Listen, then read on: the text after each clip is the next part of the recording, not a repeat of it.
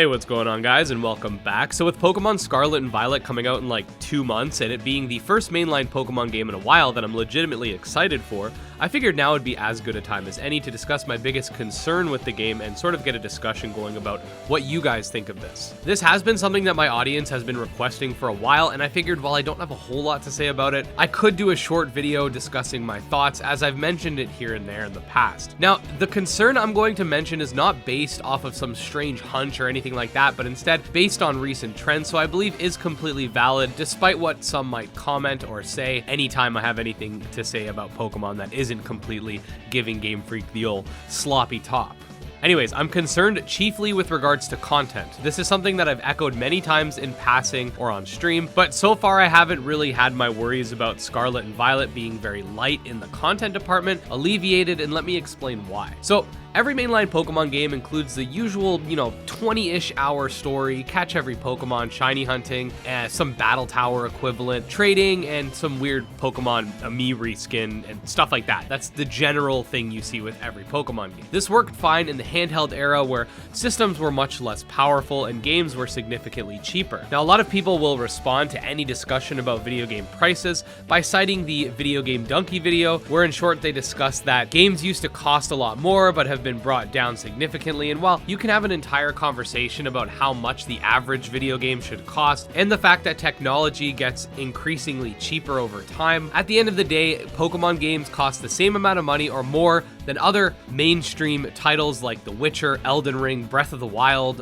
Horizon Zero Dawn 2, etc. These are games that have a lot more content than your typical handheld game, and hence most people don't feel any ways about spending more money on them. Whereas you take a game like Pokemon Sword and Shield that has just as, if not slightly less content than previous 3DS games that were roughly 40% cheaper, and a lot of people start feeling like they're paying more for the same or less. Now, the point of this video isn't to dunk on Sword and Shield. I actually replayed it, and as much as I felt like there were a lot of missed opportunities and some decisions that I found very questionable, I also don't think it was as bad as many people were making it out to be, though a lot of criticism was very justified during its launch. But anyways, my point is that given the fact that we've received 2 mainline sets of games, the first being Sword and Shield, which I discussed, and the second being BDSP, which don't get me started on those games. Those games deserve the hate that they get. It makes me a little bit apprehensive when it comes to Scarlet and Violet based on the amount of content that Game Freak and the Pokemon Company think is acceptable for mainline Switch titles. You'll notice that I didn't discuss Pokemon Legends because I'm going to be discussing it in a minute, but they might be able to get away with a 20 to 22 hour campaign when following the same formula they've been following since Generation 1 in the handheld market. But now that Scarlet and Violet are going to be open world, even if the campaign only takes about 20 hours, they're going to have to fill that world with lots of extra content, otherwise it's going to feel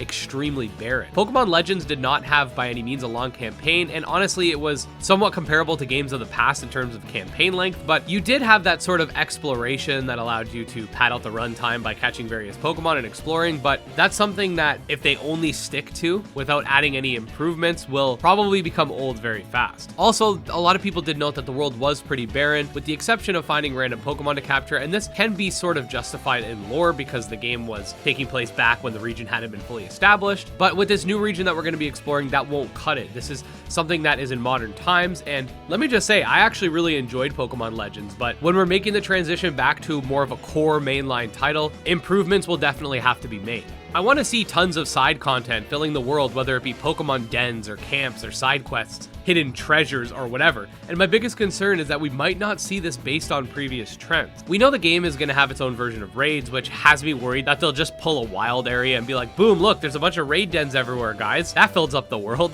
Though I will say there is some genuine hope here based on the recent developments, where we know the game will have 3 branching paths, one being the treasure hunting where you find Titan Pokemon, another where you face gyms, and a third where you face the evil team. Now, this is all well and good, but on the flip side, I can't help feel like these are paths that are not much different from something that we got in, like, let's say Sun and Moon, albeit with gyms instead of island trials. Pokemon Sun and Moon had an evil team to fight, it had totem Pokemon, and it had trial captains whose trials you had to overcome. The fact that they're splitting these into 3 categories like it's some massive content content dump has me a little worried, as it almost seems like a kind of way to make the game sound like it's more full than it is. All that said, ultimately the truth is that we don't know how the game will be until the game comes out. However, at the same time, I do think that my concerns are warranted given past entries following a similar trend. I don't expect the game to be perfect, as a lot of you guys might have guessed. I do have a soft spot for Pokemon as an IP since it played a massive role in my childhood, and any concerns or future critiques come from a place of love for the franchise. I just can't help but shake the feeling that the games might be lacking in the content department, but of course, I definitely hope I'm wrong about that, and it'll be great if I am.